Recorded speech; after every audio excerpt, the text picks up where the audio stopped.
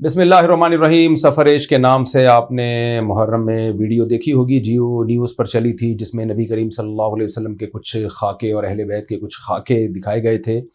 اگرچہ جیو نیوز والوں کی نیت توہین رسالت کی نہیں تھی، کوئی مسلمان اس کا سوچ بھی نہیں سکتا، لیکن بہرحال یہ عمل ناموس رسالت کے بہرحال خلاف ہے، جس پہ عوام نے احتجاج کیا اور پیمرا نے اس پہ نوٹس لیا. تو میں جو ابھی یہ ویڈیو ریکارڈ کروا رہا ہوں پیمرا کی حوصلہ افزائی کے لیے. ایسے موقع پہ عوام کو چاہیے کہ اگر حکومتی اہلکار اس پہ نوٹس لیتے ہیں تو ان کو اپریشیٹ کرنا چاہیے، اور حکومت نوٹس اگر نہ لیتی اور پھر لوگوں میں اشتعال پیدا ہوتا، اس کے نتائج زیادہ سنگین نکلتے ہیں. گورنمنٹ کو یہ اکثر اعتراض ہوتا ہے کہ بھئی یہ عوام کیوں احتجاج کر رہی ہے. بھئی جب آپ نوٹس نہیں لیں گے تو پھر عوام احتجاج کرے گی نا. تو پیمرا نے بالکل صحیح موقع پہ نوٹس لے کے وہ نوٹس بھی ہم آپ کے ساتھ شیئر کر رہے ہیں اسکرین پہ. تو پیمرا کا پہلی بات تو شکریہ، اور میں سمجھتا ہوں اس شکریہ میں میرے ساتھ ہر وہ شخص شریک ہوگا جو بھی یہ سمجھتا ہوگا کہ پیمرا نے یہ نوٹس صحیح لیا ہے اور صحیح ٹائم پہ لیا ہے. دوسرا، جیو نیوز کو چاہیے پہلی بات تو یہ لوگوں سے بھی معافی مانگے اور وہ ریموو کرے وہ ویڈیوز، اور لیکن یہاں جیو نیوز کو بھی اپریشیٹ کرنا بنتا ہے قوم کی طرف سے اور میری طرف سے اور سب لوگوں کی طرف سے، علماء کی طرف سے، کہ اگر علماء نے اس پہ نوٹس لیا اور بتایا کہ یہ کام صحیح نہیں ہوا ہے تو پیمرا نے بھی نوٹس لیا تو اس نوٹس کو فالو کیا جیو نیوز نے، اور اپنی غلطی پہ ہٹ دھرمی اور ضد کا مظاہرہ نہیں کیا. تو اچھی بات ہے. نبی کریم صلی اللہ علیہ وسلم نے فرمایا، اللہ تعالیٰ کہتے ہیں کلکم خطاؤن وخیر الخطائین التوابون. ہر شخص سے خطا ہو سکتی ہے، بہترین خطا کار وہ ہیں جو اپنی غلطی پہ ڈٹے نہیں بلکہ اس کو ایکسیپٹ کر لیں اور اس پہ معافی مانگ لیں. اللہ تعالیٰ ہمیں ناموس رسالت کی حفاظت کی، صحابہ کرام اہل بیت کی ناموس کی حفاظت کی توفیق عطا فرمائے. جون کا مہینہ ہے 2026. یہ ڈیٹ مینشن کرنا اس لیے ضروری ہے تاکہ بعض لوگ بہت پرانا بیان نیا کر کے چلا رہے ہوتے ہیں تو پتہ چل جائے کہ بھئی یہ اسی محرم کا بیان ہے. جیسے ہی محرم کا مہینہ شروع ہوتا ہے گاڑیوں سے نوحے کی آوازیں آنا شروع ہو جاتی ہیں اور سبیلیں لگنا شروع ہو جاتی ہیں. سب سے پہلی علامت تو نوحے کی آوازیں. لوگ گانے بجانے چھوڑ کے مرثیے لگا دیتے ہیں، نوحے لگا دیتے ہیں. گانے چھوڑنا تو اچھی بات ہے، لیکن کیا یہ مرثیے لگانا، نوحے لگانا اچھی بات ہے یا نہیں ہے؟ اور جو کچھ ہم محرم میں کر رہے ہوتے ہیں وہ اچھی بات ہے یا نہیں ہے؟ فیس بک پہ صحابہ کرام کے خلاف ایک طوفان بدتمیزی کھڑا ہو جاتا ہے. جہلم والی سرکار بھی حرکت میں آ جاتی ہے، ان کو موقع مل جاتا ہے. جہلم والی سرکار کا تذکرہ اس لیے کر رہا ہوں کہ جو شیعہ روافض ہیں وہ تو کر ہی رہے ہیں، لیکن جہلم والی سرکار کا کہنا ہے کہ میں اہل سنت والجماعت میں سے ہوں. بھائی جب آپ اہل سنت والجماعت میں سے ہو تو وہ عقیدے رکھو جو اہل سنت والجماعت کے. میں تو جہلم کو زیادہ نہیں چھیڑتا آج کل، پتہ ہی آپ کو، نہیں نام لیتا. صحابہ کا معاملہ بہت حساس ہے، بہت سینسٹیو ہے. کل جہلم والی سرکار کا ایک کلپ نظر سے گزرا اور فرما رہے تھے کہ جب حضرت حسین کو شہید کیا گیا تو یہ اتنے سارے صحابہ کہاں تھے، اتنے سارے صحابہ کہاں تھے. کوئی موقع طنز کا چھوڑا نہیں جاتا صحابہ کرام پر. نئی جنریشن کا ذہن خراب کیا جا رہا ہے صحابہ کرام سے. یہ تو پھر ہم بھی سوال کریں گے، جب سیدنا عثمان کو شہید کیا گیا تو اتنے سارے صحابہ کہاں تھے؟ حضرت حسین کربلا کے میدان پر تھے. اس وقت میڈیا اتنا فاسٹ نہیں تھا، میسج کر کے لوگوں کو اطلاع دی جاتی کہ ہمارے ساتھ کیا ہونے والا ہے، اور مدد کے لیے لوگ پہنچتے تو کتنا ٹائم لگتا پہنچنے میں. لیکن جب انسان کے ذہن میں، دماغ میں کسی کی نفرت بیٹھ جاتی ہے، کسی کا بغض بیٹھ جاتا ہے، تو وہ ہر مثبت چیز کو بھی منفی لے کے جاتا ہے، اور منفی تو منفی رہتی ہے. صحابہ کرام سیدنا حسین رضی اللہ تعالی عنہ کے قتل کے وقت بوڑھے ہو چکے تھے. عبداللہ بن عباس، عبداللہ بن عمر، یہ بڑے اصحاب تو یہی تھے جن کو فالو کیا جاتا تھا. انس ابن مالک، یہ سارے بوڑھے صحابہ تھے. اور بڑی بات یہ کہ جوان بھی ہوتے تو کیا کر لیتے؟ سینکڑوں کلومیٹر دور ایک واقعہ ہو رہا ہے، کسی کو کیا پتا، وہ تو بعد میں اطلاعات پھیلتی ہیں. دوسری بات، سیاسی اختلافات، جیسے ہم آج بھی کہتے ہیں نا، آج بھی کہ جس چیز میں کوئی نص موجود نہیں ہوتی، سیاسی اختلاف ہوتا ہے، تو اس کو اعتدال سے ہی لینا چاہیے. سیدنا حسین رضی اللہ تعالیٰ عنہ، ہر شخص نے کربلا کے واقعے سے کربلا کے واقعے سے اپنا منجن بیچنے کی کوشش کی ہے. اپنا منجن، باطلوں کی بات کر رہا ہوں، باطل لوگوں کی. جتنی بات ہے اتنی رہنے دینا چاہیے. ہماری نظر میں تاریخ کا یہ بدترین ظلم تھا جو سیدنا حسین اور اہل بیت پر ہوا، اس میں دو رائے نہیں ہو سکتی. ڈاکٹر اسرار رحمۃ اللہ علیہ کا بھی ایک بیان سامنے آیا ہے.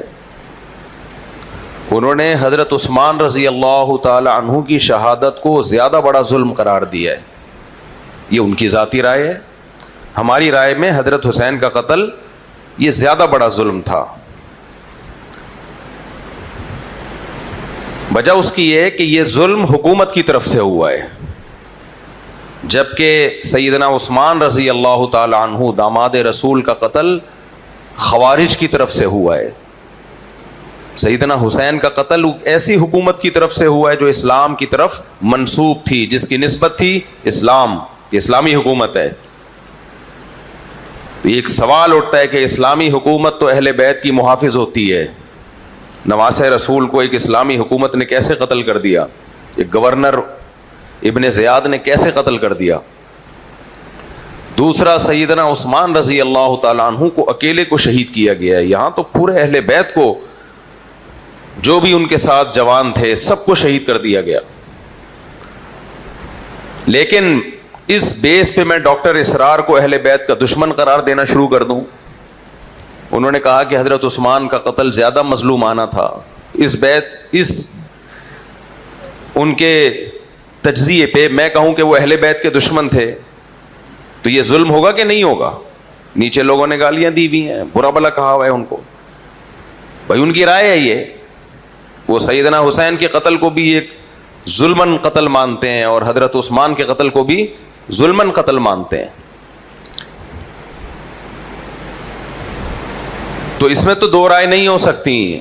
ہماری رائے یہی ہے، اہل سنت والجماعت میں اکثریت کی رائے یہی ہے کہ انتہائی بہیمانہ قتل، انتہائی ظالمانہ قتل نواسہ رسول صلی اللہ علیہ وسلم کا، اور اس کا اصل ذمہ دار عبید اللہ ابن زیاد یا کوفر کا گورنر تھا. یہاں بھی دیکھو، جب خالی ذہن ہو کے تحقیق کرو گے نا تو درست نتیجے تک پہنچو گے. خالی ذہن ہو کے، ہمارے ہاں خالی ذہن ہو کے تحقیق نہیں کی جاتی ہے. دو چیزیں ہمیشہ زندگی میں پلے میں باندھو زندگی بھر کے لیے. ایک، جب بھی کوئی اسکالر تقریر کرتا ہے، یا تو اس کا تعلق ہوگا واعظ و نصیحت سے، لوگوں کو کسی بات پہ ابھارنا، موٹیویٹ کرنا. اس میں تقریر جذباتی بھی ہو سکتی ہے، بلکہ اس میں قرآن مجید کا انداز بیان بھی ایسا ہے کہ انسان کو جوش دلاتا ہے. سید الانبیاء صلی اللہ علیہ وسلم کا انداز بیان بھی بعض دفعہ ایسا ہے کہ ایک موٹیویشن ملتی ہے، جوش آتا ہے طبیعت میں، کلام میں مبالغہ پیدا کیا جاتا ہے. جیسے ہمارے نبی صلی اللہ علیہ وسلم نے ارشاد فرمایا، وہ شخص مومن نہیں ہے جو پیٹ بھر کے کھانا کھائے اور اس کا پڑوسی بھوکا سوئے. اب یہاں علماء لکھتے ہیں کیا مطلب؟ جس کا پڑوسی بھوکا سوتا ہے وہ کافر ہو گیا؟ نبی تو کہہ رہے ہیں کہ وہ مومن، بولیں نہیں ہے. بھائی ہم کہیں گے کہ اصل میں یہاں کلام میں ایک سختی پیدا کی گئی ہے. اصل میں کلام کا مطلب ہے مومن کہلانے کا مستحق نہیں ہے، تو وہ مومن آپ پیٹ بھر کے کھائیں، آپ کا پڑوسی بھوکا سوئے، اس سے آپ کافر تھوڑی ہو جاتے ہو. لیکن موٹیویٹ کرنے کے لیے، موٹیویشن کے لیے کہ کام تو کم بخت کافروں والا کر رہا ہے، خود پیٹ بھر کے کھا رہا ہے، تیرا پڑوسی بھوکا سو رہا ہے، تو اس میں کلام میں مبالغہ پیدا کرنا یہ بلاغت ہے. مثال کے طور پر آپ گئے جمشید کے پاس ادھار لینے کے لیے، جمشید نے آپ سے جان چھڑانی ہے، تو وہ کیا کہے گا؟ میرے پاس تو ایک دھیلا نہیں ہے. حالانکہ 5-10 روپے 5 گٹکے کے پیسے تو اس کے پاس ہوتے ہیں، لیکن اگر وہ یہ کہے تھوڑے سے ہیں زیادہ نہیں ہے، کلام تو سچ ہو جائے گا. لیکن جو کام وہ آپ سے کروانا چاہتا ہے کہ آپ کو مایوس کرنا چاہتا ہے، یہ مایوسی نہیں ہوگی. لہذا وہ کہتے ہیں میرے پاس تو ایک دھیلا نہیں ہے. بھائی آپ کو بھی پتا ہوتا ہے کچھ پیسے تو ہیں اس کے پاس. کلام میں مبالغہ پیدا کیا جاتا ہے. تو جب کسی کو کسی عمل پہ ابھارنا ہوتا ہے تو اس وقت موٹیویشن کے لیے کلام میں مبالغہ پیدا ہوتا ہے، کیا جاتا ہے. یہ عقل مند لوگ ہمیشہ سے کرتے رہے ہیں. دیکھو اللہ تعالیٰ نے قرآن میں قاتل کی سزا ہمیشہ کی جہنم بتائی ہے. قاتل کی سزا کیا بتائی ہے؟ کسی جرم پہ مسلمان کو ہمیشہ جہنم کی سزا نہیں سنائی گئی ہے، لیکن اللہ نے فرمایا جس نے کسی مومن کا قتل کیا ہمیشہ جہنم میں رہے گا وہ. سوال پیدا ہوتا ہے بھائی ہمیں تو قرآن سے احادیث سے پتہ چلتا ہے کہ مسلمان کتنا ہی بڑا گنہگار ہو ایک دن اپنے گناہوں کی سزا بھگتنے کے بعد جہنم سے نکل آئے گا. یہ عقیدہ ہے یا نہیں ہے بھائی؟ عقیدہ ہے، اجماعی عقیدہ ہے، صحابہ تابعین سے چلا آ رہا ہے. چاروں اماموں کا العقیدۃ الطحاویہ مشہور عقیدے کی کتاب ہے، اس میں بھی یہی ہے، مسلمان نکلے گا. سوال پیدا ہوتا ہے اللہ تعالیٰ نے پھر یہ کیوں کہا کہ اگر کوئی مسلمان کسی مسلمان کو قتل کر دے، یعنی مفہوم تو یہی ہے نا، تو ہمیشہ جہنم میں رہے گا، ہمیشہ رہے گا جہنم. بھائی بتانا، یہاں کہتے ہیں علماء نے لکھا ہے یہاں ہمیشہ مکھ سے طویل، بہت زیادہ عرصہ، اتنا عرصہ گویا کہ ہمیشہ. اب اگر اللہ بتاتے بہت زیادہ ٹائم جہنم میں جلے گا تو قاتل کہتا ہے یار نکل ہی آئیں گے نا. تو اللہ نے بتا دیا اتنا ٹائم گویا کہ ہمیشہ. جیسے لوگ کہتے ہیں میں تجھ سے کبھی بھی بات نہیں کروں گا، تو فوراً نہیں شروع کر دیتے، 1-2 سال لگاتے ہیں بات شروع کرنے میں. تو اللہ کے کلام میں بھی تعبیرات ہیں، نبی کے کلام میں بھی. جتنے بھی واعظ و نصیحت والے لوگ ہوتے ہیں وہ ہمیشہ کلام میں موٹیویشن کے لیے مبالغہ پیدا کرتے ہیں. خوب اچھی طرح سمجھ لیں. لیکن جب کسی کوئی تحقیق پیش کی جاتی ہے، کوئی ریسرچ پیش کی جاتی ہے، اس میں مبالغہ پیدا کرنا یہ غلط ہے، یہ جائز نہیں ہے. کیوں؟ اگر آپ کی کوئی ریسرچ ہے اور اس میں آپ مبالغہ پیدا کر رہے ہو، اس کا مطلب ریسرچ پیش کرنا مقصد نہیں ہے، اس ریسرچ کے ذریعے کسی کام پہ ابھارنا مقصد ہے. تو کیوں آپ کام پہ ابھار رہے ہیں؟ ہم آپ سے ریسرچ مانگ رہے ہیں، آپ اس میں کسی چیز پہ ہمیں ابھارنا کیوں چاہتے ہیں؟ کربلا کا واقعہ عام طور پہ جس طرح سے پیش کیا جاتا ہے اس سے مقصد کربلا کے واقعے کی تحقیق نہیں، بلکہ بظاہر پہلے میں بتاؤں اہل بیت کی محبت پیدا کرنا مقصد، لیکن حقیقت میں اہل بیت کی محبت کا لیبل لگا کے صحابہ کا بغض پیدا کرنا مقصد. تو جب مقصد صحابہ کا بغض پیدا کرنا ہے تو ریسرچ پھر ریسرچ کے اسٹائل میں ہوگی یا زمین آسمان کے قلابے ملائے جائیں گے اس میں؟ بولو. پھر ریسرچ کے اسٹائل میں نہیں ہوتی. تو ہر شخص کربلا کے واقعے کو اس اسٹائل میں پیش کر رہا ہے جس سے وہ اپنے باطل عقیدے اور باطل نظریات آپ کو دینا چاہتا ہے، اپنے باطل نظریات. وہ کام جو سیدنا حسین نے نہیں کیے ان کاموں پہ ابھارا جاتا ہے.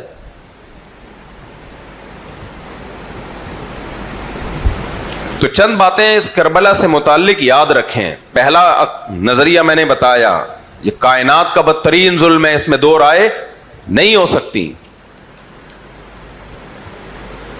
انسان کانپ اٹھتا ہے جب یہ واقعہ پڑھتا ہے، سنتا ہے. اور عبید اللہ ابن زیاد جو اس واقعے کا مین کردار ہے، اس کی تعریفیں کرنا، اس کو رحمت اللہ علیہ کہنا، یہ سب چیزیں لعنت کا سبب ہیں. اہل بیت سے محبت اہل سنت والجماعت کے ایمان کا حصہ ہے. یہ ہو نہیں سکتا کہ اہل بیت سے کوئی محبت نہ کرے.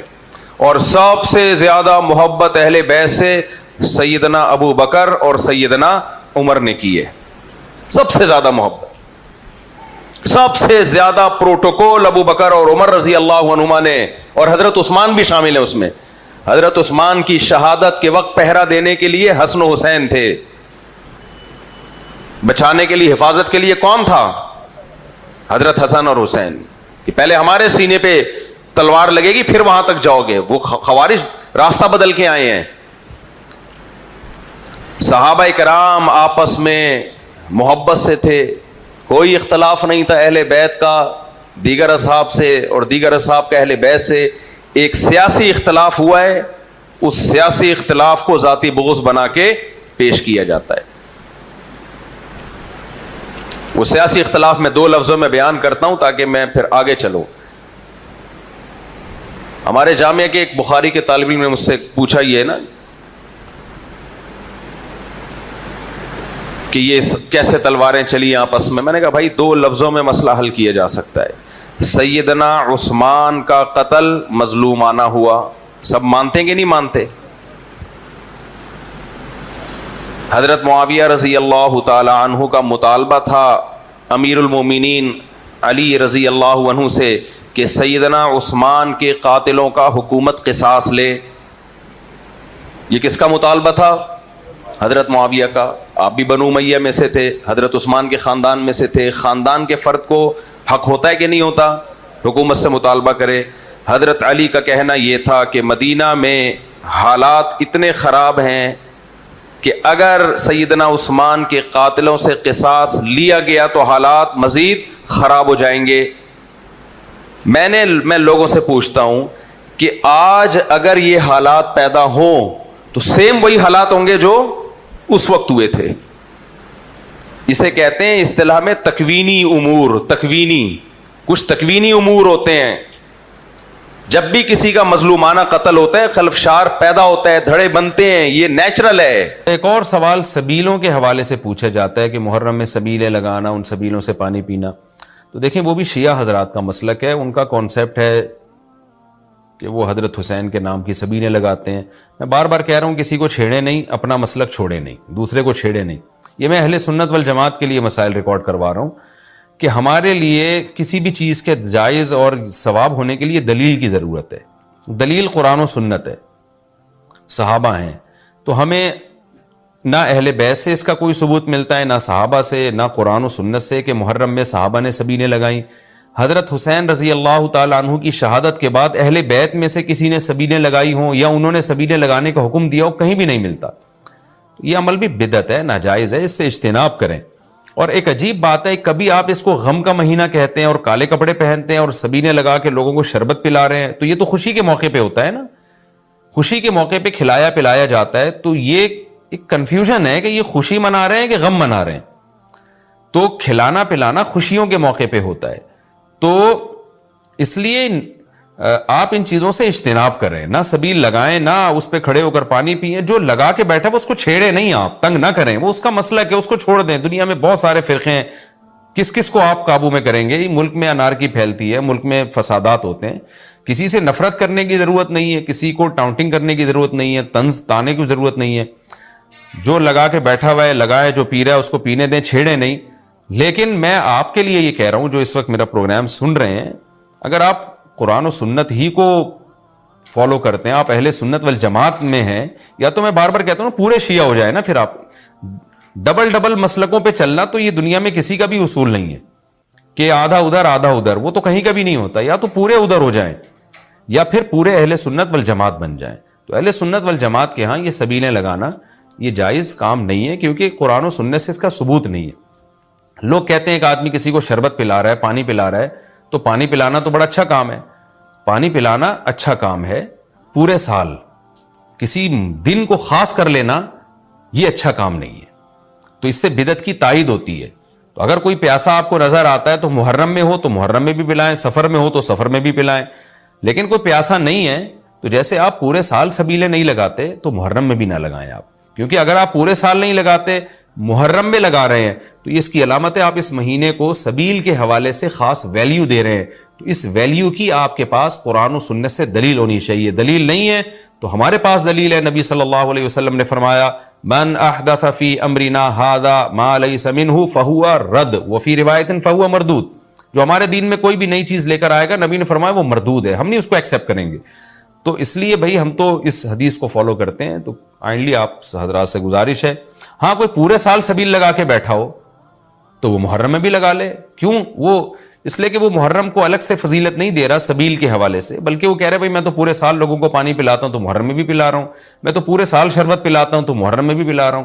لیکن ایک آدمی سال کے 11 مہینے نہیں پلاتا، صرف محرم میں سبیل لگا کے بیٹھا ہے، اس کا مطلب وہ اس مہینے کو سبیل کے حوالے سے زیادہ ویلیو دے رہا ہے. اس ویلیو کے لیے میں نے کہا دلیل چاہیے. دلیل آپ کے پاس اگر نہیں ہے تو پھر وہ حدیث ہے جو ہمارے دین میں نئی چیز ایجاد کرے گا تو وہ چیز مردود ہے. اس لیے اس عمل سے بھی اجتناب کریں. دیکھیں جنت میں جانے کے لیے ہمیں وہ کام کرنے پڑیں گے جو اللہ رسول نے بتائے ہیں، اور اس میں اپنی طرف سے ایڈیشن کرنا یہ ناجائز ہے. اس عمل کو شریعت میں بدعت سیئہ کہا جاتا ہے. اور بھی محرم کے حوالے سے لوگ سوال پوچھتے ہیں. کالے کپڑے بھی ہو گئے، اور کیا رہ گیا بھائی؟ حلیم رہ گیا. حلیم محرم میں حلیم بھی بناتے ہیں لوگ، تو بے اصل چیز ہے، بدعت ہے. کوئی ثواب سمجھ کے کریں گے بدعت ہے. بعض لوگ کہتے ہیں ہم ثواب سمجھ کے نہیں کر رہے، ویسے ہی سب بنا رہے ہیں تو ہم بھی بنا رہے ہیں. تو بدعت کی تائید تو ہو رہی ہے نا. آپ پورا سال پڑا ہے حلیم کھانے کے لیے، آپ کو کیا مصیبت ہے کہ آپ محرم میں دیگ پکائیں؟ پورے سال کیوں نہیں پکا رہے تھے آپ؟ تو جب ایک رسم معاشرے میں غلط رسم پھیل جاتی ہے تو اس کا بائیکاٹ کرنا چاہیے. تو آپ نہ بنائیں، کسی اور مہینے میں بنا لیں آپ. تو پوری رات دیگیں چل رہی ہوتی ہیں. مذہب کے نام پہ تو یہ کام نہ کیا جائے نا. اور جو لوگ کہتے ہیں مذہب کے نام پہ نہیں کر رہے، ہم تو ویسے انٹرٹینمنٹ کر رہے ہیں، تو یار کسی اور دن کر لو بھائی. تم پورا سال پڑا ہوا ہے نا. ہم نے کب کہا ہے کہ آپ دیگیں نہ پکائیں؟ آپ پکائیں، پوری رات گھوٹے لگائیں اس میں، کسی اور دن کر لیں آپ. تو اس لیے اسلام کو بچائیں خرافات سے. اسلام کو ہمارے ذمے ہے کہ ہم اسلام کو اسلام وہی ہے جو نبی لے کر آئے. الیوم اکملت لکم دینکم واتممت علیکم نعمتی ورضیت لکم الاسلام دینا. اللہ کہتے ہیں آج کے دن میں نے دین مکمل کر دیا. جب یہ آیتیں نبی پہ نازل ہو گئیں تو اس میں حلیم نہیں تھا، محرم کا حلیم. تو دین مکمل ہو چکا، اس کو رہنے دیں آپ. اور پھر وہی ہے کہ جب آپ روزہ رکھیں گے تو حلیم کھائیں گے کس وقت؟ رات کو آپ کھائیں گے تو رات کو تو ویسے ہی کم کھانا چاہیے. سونے کے لیے اللہ نے رات بنائی ہے، کھانے پینے کے لیے تھوڑی بنائی ہے رات. دن میں آپ نے روزہ رکھنا ہے، تو یہ روزے سے بھی میچ نہیں کر رہا یہ جو حلیم ہے نا. اس لیے اس سے اجتناب کریں، ایوائڈ کریں. جو گلی کے لونڈے لپاڑے بنا رہے ہوتے ہیں ان کو محبت سے سمجھا دیں، یار اگلے دن بنا لو. باز آ جائے ٹھیک ہے، نہیں تو پھر نکل لیں آپ پتلی گلی سے، الجھے نہیں لوگوں سے. تو یہ محرم کے حوالے سے کچھ باتیں تھیں. بھائی نبیل بھائی کوئی بات رہ تو نہیں گئی ہے آپ کے ذہن میں ہو تو بتا دیں، تاکہ یہ تو لوگوں نے جو سوال پوچھے تھے اس کے جواب تو میں نے دے دیا. آپ کے ذہن میں بھی کوئی سوال ہو تاکہ یہ ٹاپک کمپلیٹ ہو جائے. محرم میں جھاڑو لگانا جائز ہے؟ جھاڑو سے کیا ہوتا ہے؟ یہ کہہ رہے ہیں وہ لوگ کہتے ہیں محرم میں جھاڑو نہیں لگانی چاہیے. اچھا، محرم میں مرثیے سننا اور غم منانا اور رونا، سینہ پیٹنا، نبی صلی اللہ علیہ وسلم نے تو گریبان چاک کرنے والوں پہ لعنت کی ہے. بخاری مسلم کی روایتیں موجود ہیں. میرا ایک بیان گیا تھا کہ فقہ حنفی میں کیکڑا کھانا جائز نہیں ہے، یہ میرا بیان گیا تھا. اس پہ کسی نے کہا کہ بیوی اگر شافعی ہو، وہ فقہ شافعی کو فالو کرتی ہے. تو میں نے کہا بھائی فقہ شافعی کو فالو کر رہی ہے تو وہ فقہ شافعی سے پوچھے. شافعی فقہ میں تو جائز ہے کیکڑا کھانا. تو کسی نے کہا یہ کیسا اسلام ہے، ایک گھر میں کیکڑا شوہر پہ حرام ہے، بیوی پہ کیا ہے؟ حلال ہے. یہ کیا ہے؟ تو اس کو میں سمجھاتا ہوں یہ ہے کیا، واٹ از دس. جو مسئلے میں اختلاف ہوتا ہے نا فقہا کا، تو ہر فقیہ ہر مجتہد کے ذمے ہوتا ہے کہ وہ دلائل سے ایک رائے قائم کرے. تو جو رائے اس کی نظر میں دلیل سے مضبوط ہوگی وہ اس رائے کو پیش کر دے گا، اور اس پہ ڈٹ جاتے ہیں وہ کہ یہ میری رائے ہے، آپ اس کو فالو کریں. کوئی اور اگر کسی اور کی رائے کو فالو کر رہا ہے تو وہ اس سے پوچھے ہی نہیں بھائی, وہ تو وہ اپنی رائے بتائے گا نا. اگر وہ اپنی رائے میں ہی لچک پیدا کر دے تو وہ رائے نہیں رہتی. پھر مثال کے طور پر کسی کو اس پر اطمینان ہے کہ کیکڑا ناجائز ہے, اب اس سے آ کے آپ پوچھ رہے ہیں اگر میں کھا لوں تو وہ یہی کہے گا ناجائز ہے تو ناجائز ہے. اگر آپ کو کسی دوسرے مفتی کی بات پر اعتماد ہے تو پھر ہم سے پوچھو ہی نہیں بھائی, پھر آپ دوسرے مفتی سے پوچھو. سمجھتے ہیں کہ نہیں سمجھتے؟ میں ایک مثال دیتا ہوں, وہی مثال بہت زبردست دلیل ہے. وہ صحیح ہے, بخاری کی حدیث ہے, نبی صلی اللہ علیہ وسلم نے بنو قریظہ کی طرف صحابہ کو بھیجا اور فرمایا کہ کوئی بھی عصر کی نماز اس وقت تک نہ پڑھے جب تک بنو قریظہ نہ پہنچ جائے. یہ ہمارے دوست ہیں مسقط میں اسماعیل بھائی, یہ کلپ بنا کے اسماعیل بھائی کو لازمی بھیجنا ہے. وہ اس طرح کے سوالات اٹھا رہے ہوتے ہیں, یہ کیا ایک گھر میں کیکڑا جائز بھی ہے کہ گھر میں کیکڑا؟ اس میں کوئی حرج نہیں ہے کہ بیگم شافی فقہ کو فالو کر رہی ہے, وہ امام شافی وہ کہے گی میں امام حنیفہ سے پوچھتی نہیں ہوں, میں تو امام شافی کو فالو کرتی ہوں, تو ان کی جائز ہے تو کھاتی رہے, شوہر نہ کھائے. تو کوئی اتنا بڑا راکٹ سائنس اس میں ہے نہیں. یہی اسلام کا حسن ہے کہ اختلاف کو ایک ہی گھر کے اندر برداشت کیا گیا ہے. اس سے تو مسلمانوں کے ظرف میں وسعت پیدا کرانا مقصد ہے کہ بھائی رائے کا اختلاف ہوگا, ایک گھر میں بھی میاں بیوی میں بھی چلے گا, وہ کوئی فرق نہیں پڑتا اس سے. میری بیگم کھاتی ہے جھینگا, میں نہیں کھاتا, میں کہتا ہوں میں نہیں کھاتا, میں اس کو جائز نہیں سمجھتا. ہماری گھر والی کھاتی ہے ایک, باقی نہیں, ایک کھاتی ہے, تو کوئی بات نہیں, وہ کھا رہی ہے میں نہیں کھا رہا, اس میں کیا ہو گیا؟ وہ مفتی تقی عثمانی صاحب کے فتوے کو فالو کرتی ہے, انہوں نے جائز لکھا ہے, تو آپ کون ہوتے روکنے والے؟ میں نے کہا ٹھیک ہے بھائی, میں کیسے اس کو روکوں؟ حضرت مفتی تقی صاحب کا فتویٰ غلط ہے, میں کیسے روکوں؟ لیکن مجھے پتا ہے دلیل کے لحاظ سے فقہ حنفی میں جھینگے کی گنجائش نہیں ملتی, اور میں کہتا ہوں ایک فقہ کو فالو کرو بھائی, یہ پینترے نہیں بدلو. میں اس عمل کو جائز نہیں سمجھتا کہ کبھی کیکڑا کھانے کے لیے شافی بنے ہوئے ہیں اور جب ادھر آسانی ملی تو حنفی بنے ہوئے ہیں, ادھر آسانی ملی تو مالکی بنے ہوئے ہیں. یہ جائز نہیں ہے, اس کو کسی نے بھی جائز نہیں لکھا ہے. امت کی خیر اسی میں ہے کہ آپ کے موافق سواء وافق غرضہ ام لا, آپ جب کسی رائے کو فالو کرتے ہیں وہ آپ کے فیور میں جا رہی ہے یا نہیں جا رہی, اس سے غرض نہیں ہونا چاہیے, فالو کرنا پڑے گا آپ کو اس کو. اسماعیل بھائی نے ایک دفعہ سوال پوچھا تھا مجھ سے, مسقط والے, وہ بیچارے سعودیوں میں رہ کے نا عجیب سے ہو گئے ہیں نہ حنفی رہے نہ سلفی رہے, عجیب سی چیز بنتے جا رہے ہیں. میں ان سے کہہ رہا ہوں آپ تو ٹھیک ہو, آپ کی اولاد کا کیا ہوگا؟ آپ تو ٹھیک ہو, آپ کے بچے ایک اسٹیپ اور آگے جائیں گے, پھر ان کے بچے 2 اسٹیپ اور آگے. دیکھو ہم 600 سال سے اگر حنفی ہیں تو 600 سال سے ایک ہی ٹریک پہ چلے آ رہے ہیں, 600 نہیں 1200 سال سے, اس میں تبدیلی نہیں ہے.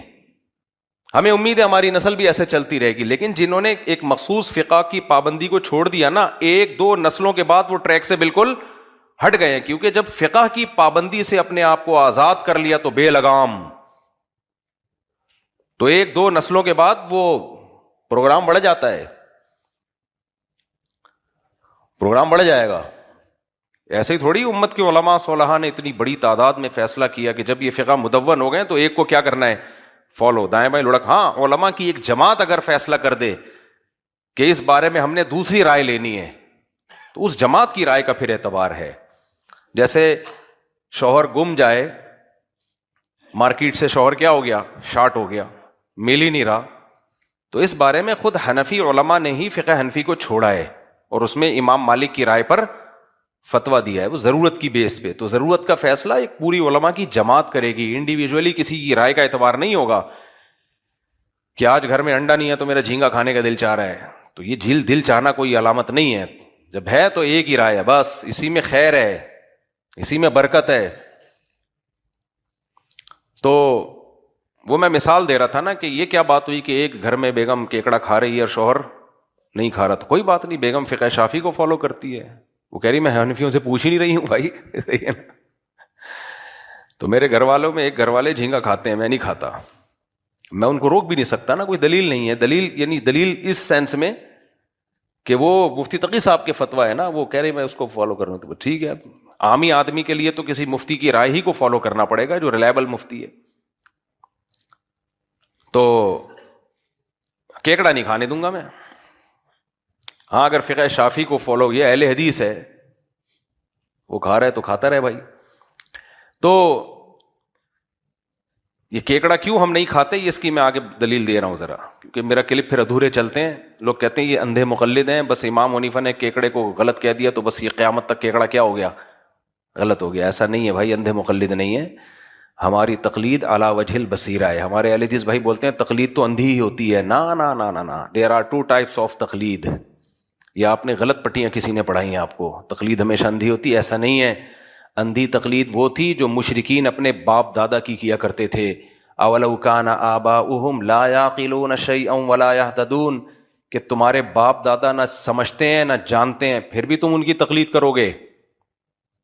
ہم تو ابو حنیفہ کی کرتے ہیں بھائی، جو سمجھتے بھی تھے اور جانتے بھی تھے، اور آدھی سے زیادہ امت نے ان کی اتباع کی ہے، آدھی سے زیادہ امت نے. پھر ہم نے ان کے دلائل بھی دیکھے ہیں، ڈیپ میں جا کے ان دلائل کا مطالعہ کیا ہے تو پلڑا بھاری نظر آیا ہے ان کا. تو یہ اندھی تقلید نہیں ہے. اندھی ہوتی اپنے ماموں چاچو کی کر رہے ہوتے. کیا خیال ہے بھائی؟ امام صاحب ابو حنیفہ سے تو نہ ہمارے ماموں لگتے ہیں، نہ چاچو لگتے ہیں، نہ قوم ایک ہے. خیر، تو بنو قریظہ میں نبی صلی اللہ علیہ وسلم نے صحابہ کی جماعت بھیجی کہ عصر کی نماز کوئی اس وقت تک نہیں پڑھے گا جب تک بنو قریظہ نہ پہنچ جائے. سمجھ میں آ رہی ہے بات؟ اب حدیث میں کیا آ گیا؟ عصر کی نماز بیچ میں پڑھنا جائز نہیں ہے. اختلاف ہوا اب صحابہ جب راستے میں ہیں تو وہ قضا ہونے لگی نماز. اب صحابہ کرام کی رائے میں اختلاف ہو گیا. بعض نے کہا دیکھو نبی نے فرمایا تھا کہ بیچ میں عصر کی نماز نہیں پڑھنی. بعض نے کہا دیکھو نبی کو یہ تھوڑی علم تھا کہ راستے میں نماز ہی قضا ہو جائے گی، یہ تو اس صورت میں حکم تھا کہ ہم ٹائم پہ پہنچ تو جائیں نا، قضا کرنے کی اجازت کہاں سے ہوگی؟ حافظوا علی الصلوات والصلاۃ الوسطی، قرآن کہتا ہے نمازوں کی حفاظت کرو، خصوصاً درمیانی نماز کی. اب نبی تو موجود نہیں ہے سامنے کہ وہ فیصلہ کر لیں کہ میری بات کا مطلب یہ نہیں تھا بلکہ یہ تھا. اگر نبی موجود ہوتے فیصلہ کروا لیتے، نبی موجود نہیں ہے. تو صحابہ کی رائے میں اختلاف ہو گیا. بعض نے کہا بھائی ہم تو حدیث کے ظاہری الفاظ کو لیں گے، نبی نے حکم دیا ہے کہ نہیں پڑھو، تو اس کا مطلب کیا ہے؟ نہیں پڑھو. بعض نے کہا ہم تو نبی کی منشا کو سمجھنے کی کوشش کریں گے، نبی کا مطلب یہ نہیں تھا، قرآن میں تو ہے کہ پڑھو. دونوں کا مقصد نبی کی اتباع، حدیث کی تشریح میں دونوں کا کیا ہوا ہے؟ اختلاف ہوا ہے.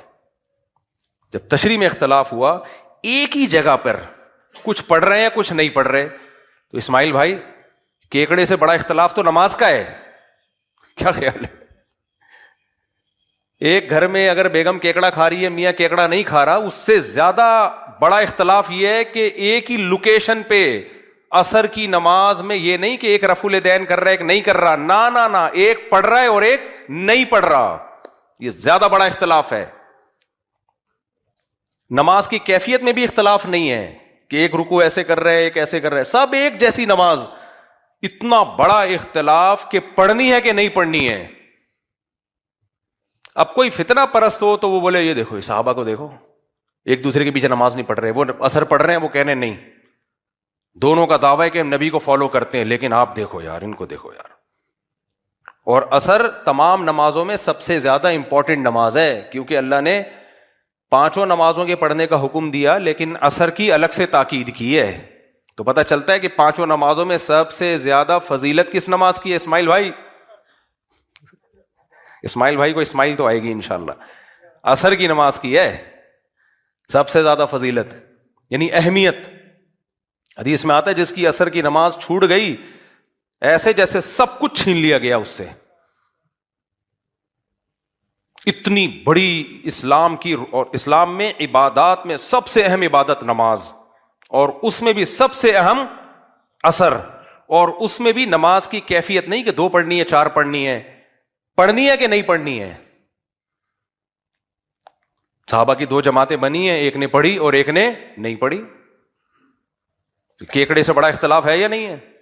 کیا خیال ہے بھائی؟ ایک ہی جگہ پہ پڑھی بھی جا رہی. تو یہ اسلام اصل میں تربیت دے رہا ہے کہ مسلمانوں تھوڑا سا ظرف کیا کر لو، بڑا کر لو، اپنی رائے دوسرے پہ تھوپنے کی کوشش کائنڈلی مت کرو. ایک ہی جگہ پہ صحابہ میں بھی ہو سکتا ہے. تو جب یہ لشکر واپس لوٹا ہے، نبی کو پتا چلا، نبی نے کسی فریق کو ملامت نہیں کی. نبی نے یہ نہیں کہا یہ کیا، ابھی میں دنیا میں ہوں اور تم نے لڑنا شروع کر دیا آپس میں. صحابہ کہیں گے ہم نے لڑے تھوڑی ہیں، ہم تو جس رائے پر جس نے عمل کیا، جس نے جو بہتر سمجھا اس رائے پر عمل کر لیا. اسی وجہ سے نبی نے ملامت نہیں کی کہ جس کو جو رائے سمجھ میں آئی اس نے عمل کیا، لڑے نہیں. ہمارا مسئلہ یہ ہے کہ جس کو جو رائے سمجھ میں آ رہی ہے وہ دوسرے پہ تھوپ رہا ہے. تو اختلاف تو صحابہ میں ہوا ہے، بڑے مسائل میں ہوا ہے. تو ہمارا کیکڑے کا اختلاف تو بہت ہلکی چیز ہے میرے بھائی. سمجھتے ہو گے نہیں سمجھتے؟ تو ایک گھر میں ہو سکتا ہے کیکڑا کھانے والا بھی اور نہ کھانے والا بھی، ٹھیک ہے نا، کوئی اس نے پرابلم کی بات نہیں ہے. آپ کٹاکٹ کھائیں، ایک نہ کھائے. یہ جو ہم کٹاکٹ کھاتے ہیں نا، حناف حنفی، جو یہ والا کٹاکٹ کی بات نہیں کر رہا، یہ تو سبھی کھاتے ہیں. ایک وہ کٹاکٹ ہوتے ہیں جو حنفی نہیں کھاتے، باقی کھاتے ہیں. وہ والے کٹاکٹ کہتے ہیں زیادہ مزے کے ہوتے ہیں. تو کہتے ہیں اہل حدیث تو جائز، کہتے ہیں پھر اہل حدیث سے پوچھ لے بھائی، ہم سے کیوں پوچھ رہے ہیں؟ تو ہم تو وہی بتائیں گے جو ہمیں، اور جس کو ہم پہ اعتماد ہے پھر وہ ہم سے پوچھے گا. جو ہمیں بیوقوف سمجھتے ہیں نہ پوچھے ہم سے. تو سارا اسلام ہم پہ اکیلے پہ تھوڑی اترا ہے، ہم نے کب کہا ہے. لیکن ہم کہتے ہیں آج کے اسکالر کو فالو ہی نہیں کرو بھائی، مجتہدین کو فالو کرو یار، مجتہدین کو فالو کرو. خیر، تو اختلاف ہوا نا صحابہ کرام کا، اس لیے کوئی حرج نہیں ہے اس میں. اچھا، اسماعیل بھائی ایک دلیل یہ دیتے ہیں کہ نبی صلی اللہ علیہ وسلم کی صحیح حدیث ہے کہ نبی صلی اللہ علیہ وسلم کو جب بھی دو مشکل معاملات میں ابتلا ہوتا تھا، اختار ایسرہما، آپ اس میں آسانی کو ترجیح دیتے تھے. تو جب حضرات فقہا کا آپس میں اختلاف ہوگا تو جو قول آسان ہوگا ہم وہ والا لے لیں گے.